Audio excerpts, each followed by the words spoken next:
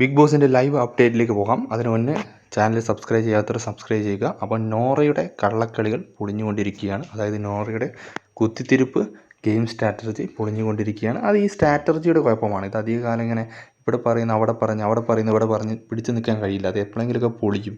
അത് ഇവർക്ക് മനസ്സിലാവുന്നില്ല എന്നതുകൊണ്ടാണ് ഈ സ്ട്രാറ്റജി പിടിച്ചുകൊണ്ടിരിക്കുന്നത്. അപ്പോൾ നോറ കള്ളത്തരം ചെയ്തതാണെന്നും കുത്തിത്തിരിപ്പ് ഉണ്ടാക്കിയതാണെന്നും ഇപ്പോൾ അവിടെയുള്ള എല്ലാവർക്കും മനസ്സിലായിരിക്കുകയാണ്. അതായത് ഇന്നലെ ഋഷിയുടെ വിഷയത്തിലും ശരണ്യയുടെ വിഷയത്തിലും നോറയാണ് പിന്നിൽ നിന്ന് കളിച്ചതെന്ന് ശ്രീധുവിന് മനസ്സിലായി, ഇപ്പോൾ ശരണ്യയ്ക്ക് മനസ്സിലായി, അതുപോലെ തന്നെ അപ്സരയ്ക്ക് മനസ്സിലായി, ഋഷിക്ക് മനസ്സിലായി.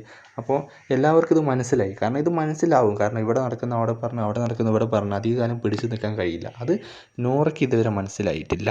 അത് ഇനി നോറയ്ക്ക് 8ൻ്റെ പണി കിട്ടാൻ പോകുന്നതാണ്. ഈ കാര്യങ്ങളൊക്കെ വരും ദിവസങ്ങളിൽ ബാക്കിയുള്ളവർ എടുത്തിടുമ്പോൾ നോറയ്ക്ക് 8ൻ്റെ പണി കിട്ടും.